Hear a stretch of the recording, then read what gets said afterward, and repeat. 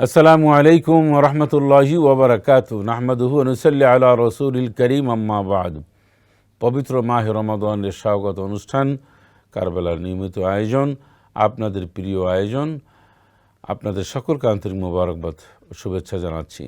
পবিত্র মাহে রমাদানের এই গুরুত্বপূর্ণ ক্ষণে, গুরুত্বপূর্ণ সময় আমি আপনাদের সামনে উপস্থাপন করব ব্যবসায়িকদের অবস্থা নিয়ে।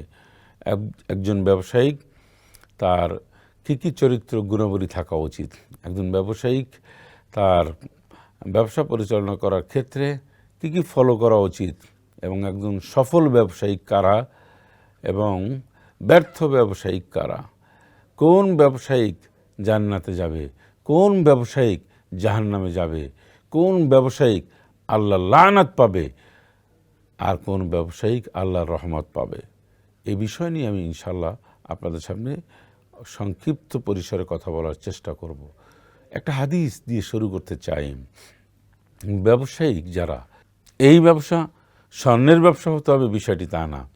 ব্যবসা রাস্তাঘাটে ফুটপাতে কিছু যারা বিক্রি করে সেটাও একটি ব্যবসা, আর দেশের শীর্ষ পর্যায়ের একজন ব্যবসা, এটাও একটা ব্যবসা।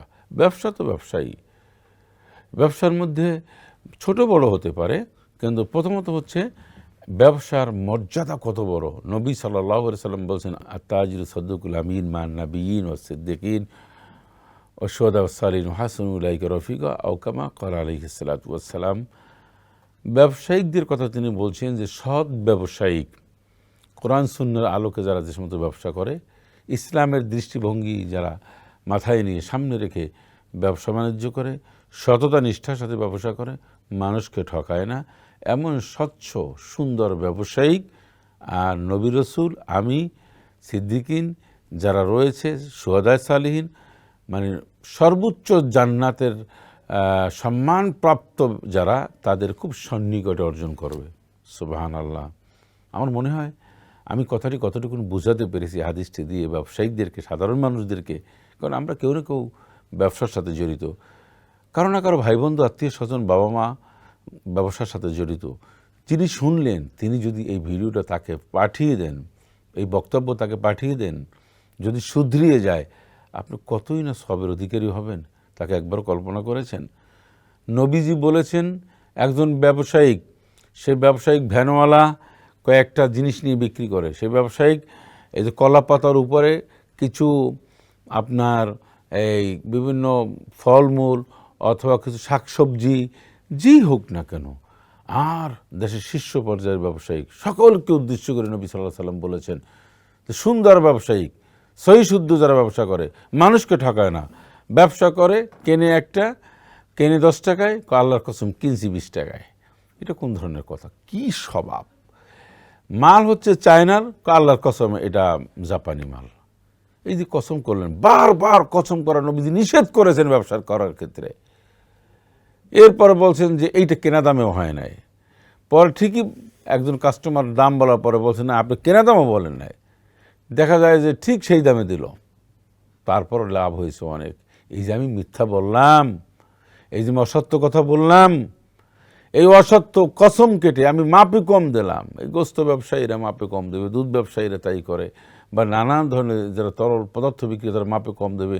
তো এই যে আমি মিথ্যা কথা বললাম, নামাজ পড়লাম না, রোজা রাখলাম না, এই যে মাঝে এইগুলো করে ব্যবসা বাণিজ্য করে আমি কাকে খাওয়াইলাম?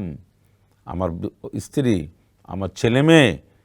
আপনি আজকের গিয়ে বলবেন ও আমার স্ত্রী, ও আমার ছেলে মেয়ে, আমি এত কষ্ট করে, আমি প্রতারণা আশ্রয় নিয়ে ঠকি, আল্লাহর কসমে, আল্লাহর নামে কসম করে চায়নার মাল জাপানি বলে কমেন্ট দিয়ে নানানভাবে আমি ছলচাতুরি করে প্রতারণা আশ্রয় নিয়ে ব্যবসা করেছি, নিশ্চয়ই কিছু গুনাহ হয়েছে। 50% গুনার ভাগিদার তোমরা আর 50% আমি। এরকম গিয়ে আজকের বলবেন, আপনি বিশ্বাস করুন, আপনার বউ যদি মেনে নেয়, আপনার ছেলে মেয়ে যদি মেনে নেয়, তাহলে আপনি করবেন, আমি বলে দিলাম, কারণ তারা মানবে না। আর এটা ইসলামের দৃষ্টি জায়েজ নাই। ওয়ালা তাজিরু ওয়াজিরাতুন ওয়িজরা উখরা, একজন আরেকজনের পাপ বোঝা বহন করবে না। তাহলে ব্যবসায়িকরা সিন্ডিকেট তৈরি করেছে, সেটা কি? কৃত্রিম উপায় সংকট দেখিয়েছে, এই ভোজ্য তেলের দাম বাড়িয়ে দেয়, বিভিন্ন ধরনের নিত্য প্রয়োজনীয় জিনিসের দাম বাড়িয়ে দেয়। আপনি কার টাকা খাইলেন? আপনি এত টাকা পয়সার দরকার আপনার? আপনি জানেন না যে আপনার 3.5 হাত জায়গা ছাড়া আপনার কোনো জায়গা নাই, শেষ সীমানা। হতে পারে সিঙ্গাপুরে এখন থাকতে পারেন, হতে পারে বিভিন্ন দেশে বিভিন্ন সিআইপি ভিআইপি প্রোটোকলে আপনি থাকতে পারেন, কিন্তু আপনি কি জানেন যে দিন শেষে আপনার জায়গা কোথায়? দিন শেষে আপনার কতটুক জায়গা, দিন শেষে আপনার কী গায়ে পড়তে হবে? এটা আপনি কেন ভাবেন না? আজকে তো তওবা করুন, ইস্তেগফার করুন, সব ছেড়ে দিন। কার জন্য করবেন? বহুত করেছেন, স্টপ, এখন থামুন। বউয়ের জন্য, ছেলের জন্য, মেয়ের জন্য, দেশ বিদেশে সব কিছু করেছেন আপনি, এখন থামুন। যে কোনো মুহূর্তে স্ট্রোক হতে পারে, যে কোনো মুহূর্তে ক্যান্সার হতে পারে, যে কোনো মুহূর্তে রোড অ্যাক্সিডেন্টে মারা যেতে পারেন আপনি, আমি। আল্লাহ জানেন, আল্লাহ পাক ভালো জানেন কী হবে টাকা দিয়ে, পয়সা দিয়ে মানুষকে প্রতারণা করে। রমজানের রোজাদারদেরকে আপনি কষ্ট দিলেন, সাধারণ মানুষকে কষ্ট দিলেন। এই মানুষকে কষ্ট দিয়ে খাইয়া উমরায় যান, রমজানে ইতিকাফে বসবেন, আপনি মসজিদের সভাপতি হবেন, সেক্রেটারি হবেন, মাদ্রাসা মসজিদ, এই টাকা পয়সা, মানুষের মেয়ে বিবাহ দিয়ে দেবেন, আরও অনেক কিছু, খালি দান সদকা দেবেন, 2 পয়সার দাম নেই। মানুষ অধিকার নষ্ট করে ব্যবসা বাণিজ্য সিন্ডিকেট এগুলি করে ইবাদতবন্দি করবেন, কোনো লাভ হবে না। অতএব আমি আপনাদেরকে আসলে বোঝানোর জন্য বলেছি, কাউকে দরদ নিয়ে বলেছি। আপনি তো আমার ভাই, আমি চাই না আপনি কখনো কোনো জাহান্নামের আগুনে যান, আমি চাই না আল্লাহর দরবার আপনি ঠেকে যান, আমি নিশ্চয়ই চাই না। আমি চাই আপনি আমি সবাই মিলে জান্নাতে যেতে। কারণ মুমিনরা ইন্নামাল মুমিনুনা ইখওয়াতুন, মুমিনরা পরস্পর ভাই ভাই। তো আপনি আমার ভাই, আপনি আমার বোন, আপনি আমার বোন, আপনি আমার ভাই, আমরা সবাই মিলে জান্নাতে থাকতে চাই। আল্লাহ আমাদের তৌফিক এনায়েত করুন, বোঝার তৌফিক দিন আমাকে, আপনাকে, সবাইকে। আসসালামু আলাইকুম ওয়া রাহমাতুল্লাহি ওয়া বারাকাতুহু।